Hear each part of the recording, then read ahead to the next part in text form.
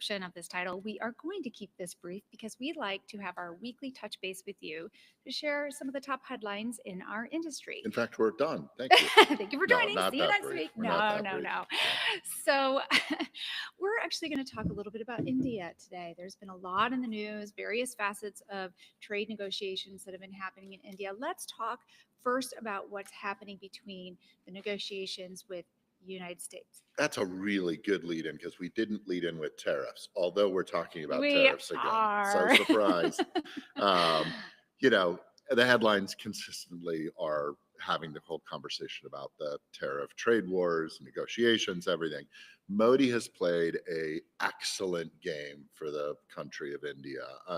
There are always mixed feelings with politicians around the world, but I would tell you, in my experience looking into the country of India and being there for 30 years, Modi has been very good for Indian business, and he's been really shrewd in terms of um, all the different things that are going on around the world. He has wanted free trade, Mhm. zero duty, open trade with the U.S., with parts of Europe for a long time.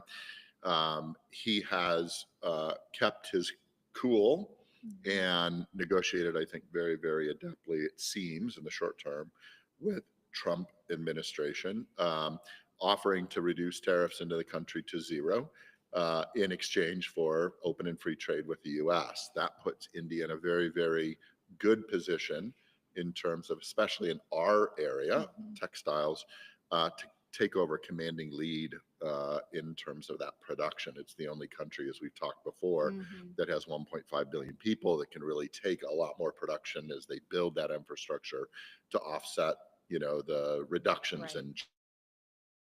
And so I think that was a really well played deal. There's nothing specifically ironed out Mhm. yet. And so, much as the way that we kind of get information today, it's kind of lack of clarity, and then boom, it happens. So, Right. but it's looking pretty promising for India. We as a group have really positioned ourselves there for quite some time. I happen to love India as a country, and think they're in a good position. And there's been success with India negotiating with other countries as well. Both the EU and the UK have some strong negotiations They've just happening. signed the golden deal with UK.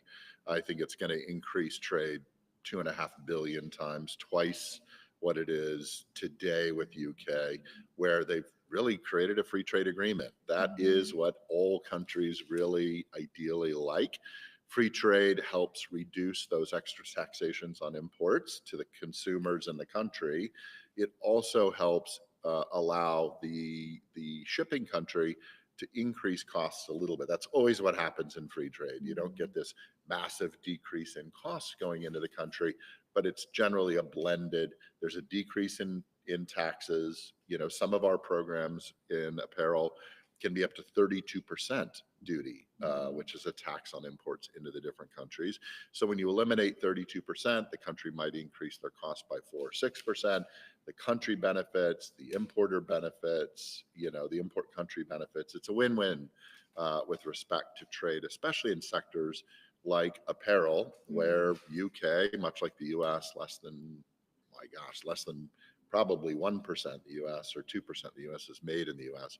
And we really rely on apparel Right. imports. Imports. So Yeah. India and EU have also just kind of come forward with a collaboration in fashion technology, really committing to the cooperation of data protection and regulation.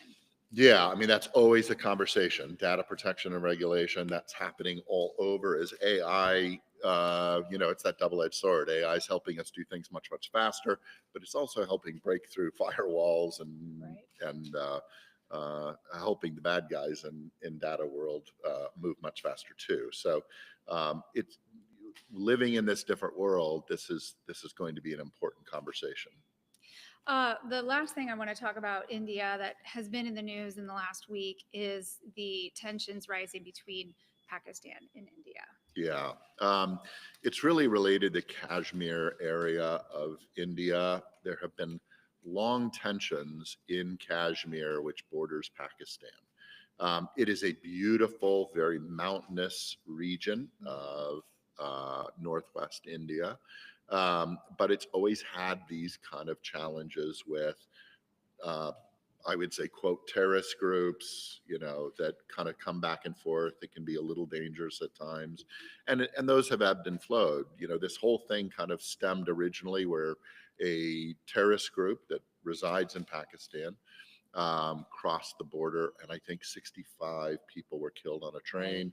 Some of them were newlyweds. That's an area where people go for holiday a lot. They killed all the men, they kept the Oh women. It was a gosh. horrific, Oh. horrific situation.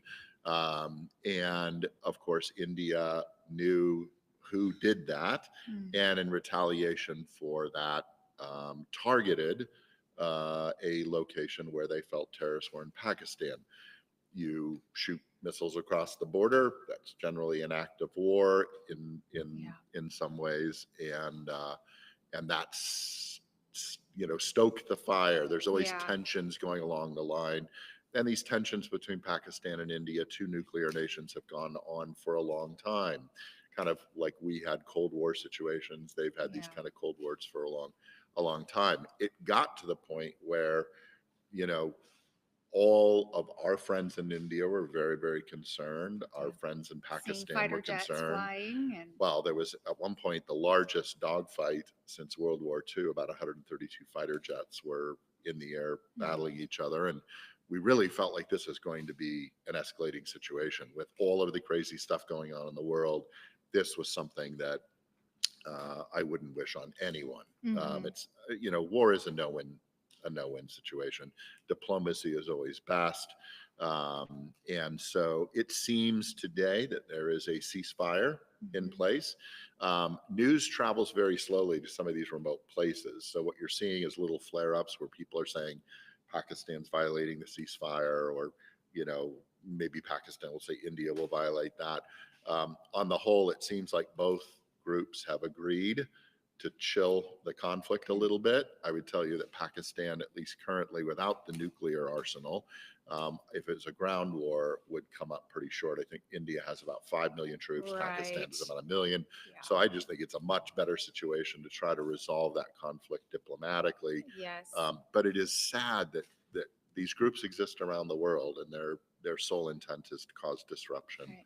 And hopefully we can find ways through that for both Pakistan and India. No one Yeah. wants a war. Well, it's definitely something to keep a watch on because it could certainly, as people are looking at India as this place to go to for support in manufacturing. India and Um, Pakistan. I mean, that's those are two true. fantastic areas right now with Right. respect to, the previous kind of tariff loads. They were in great position. They're an affordable, large population. So I Skilled think, yeah, population. So it's important to make sure that we're keeping on tabs on it, and certainly that not only are these areas at risk, uh, you know, uh, for their lives, but also that there's not going to be any further disruption as a result of that. yeah. Yeah. So one last area to talk about with regards to tariff and China and so forth. There's been some relief there. Yeah, this Hallelujah. is this is big news, but it's so interesting psychologically. Big news that China teams and U.S. teams went to Switzerland to negotiate a reduction and a de-escalation in terms of this quote tariff war. Um, you know, it was an ill thought out situation, I think, from the U.S. in terms of increasing tariffs to such a degree. China held, in U.S. held, and so you're kind of thinking, oh my God, this Gonna could get be a ugly. long, long standoff and get ugly. Both sides feeling pain, and I think Yeah.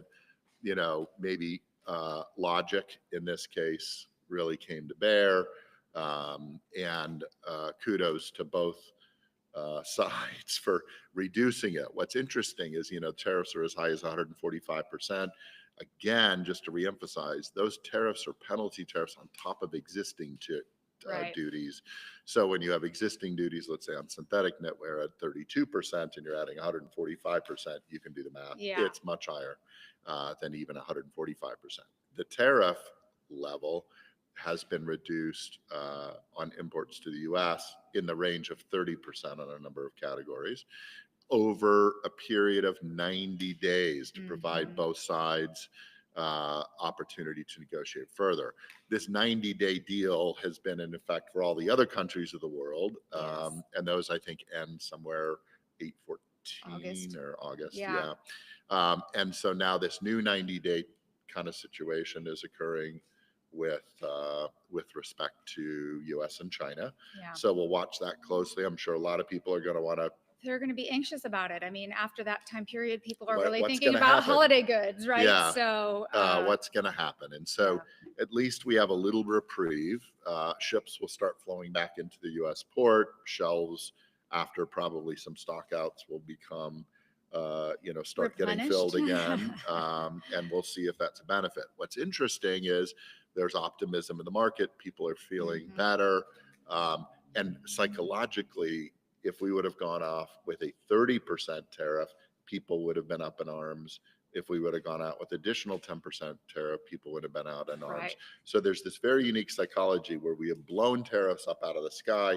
We have come down where there is now still additional It's an cost to the increase. U.S. Right. customer of about, I don't know, 6 to 7% effect on the 10% levels. And in this case, somewhere around 20 to 24% to the U.S. customer on this 30% But it's tariff not the level. worst case scenario Yeah, but anymore. everyone It's, feels yes, okay a little about it. And it's like, reprieve. well, it's still going to cost more. Yeah. So, that's so an that's an interesting kind of view of this, but definitely showcases psychology. it and definitely showcases psychology because we're like, oh, phew. And it's like, well, you're still paying more. But at least we've got some movement. Positive movement. So, The only exception to that, of course, is small packages. oh, They're still making sure that this flood of really inexpensive stuff that had come into the U.S. from Shein and Temu and stuff like under the that, de under the minimis. de minimis thing, Yeah. there's still like 120% tariff on small Whoa. package, which is Okay, well, which is yet to be negotiated. We'll see. I just don't know how the U.S. is going to manage all those packages. But yeah, that's true. It will definitely help create a more balanced opportunity for people importing. You know, if, like they're not flying things in under de minimis. yeah, I think that there's some benefits to that. But you're right. Now we've got a billion packages right. every year to review and figure out how to bill on top of. Right? And kids for Christmas can now have 30 Barbies again for what the president said versus 3. Right, So right. Okay, let's move on. I want to talk, the last story I want to talk about is kind of a fun one. I like the fact that we always like to end in something that's kind of a interesting story within our space. There's been a couple of releases in the news this last week about the Red Wing and Fendi collaboration. I really think this is cool. Red Wing is this American heritage brand, always known for quality craftsmanship. Fendi is the same. They've always really been proud of their Italian ateliers that they work with, really exhibiting, high quality items. And here we have two very different fashion brands coming together to create a small opportunity. yeah, our shout out to Red Wing. They're Yes, a a wonderful fantastic company. I think they do made in the USA right Mhm. for the products that they're doing in the USA. They've been around since 1905, amazing heritage.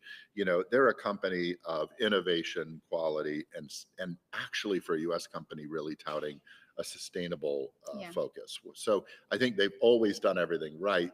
They are probably a lesson for other joint ventures or other partnerships where bringing manufacturing back to the US hasn't really worked. We've talked about Mhm. that before, but here's a group that makes it work day in and day out, and then creating these collaborations with a really amazing fashion house like Fendi shows again how they think through innovation. Mhm. Here's this amazing workwear brand with shoes built to last a long, long time.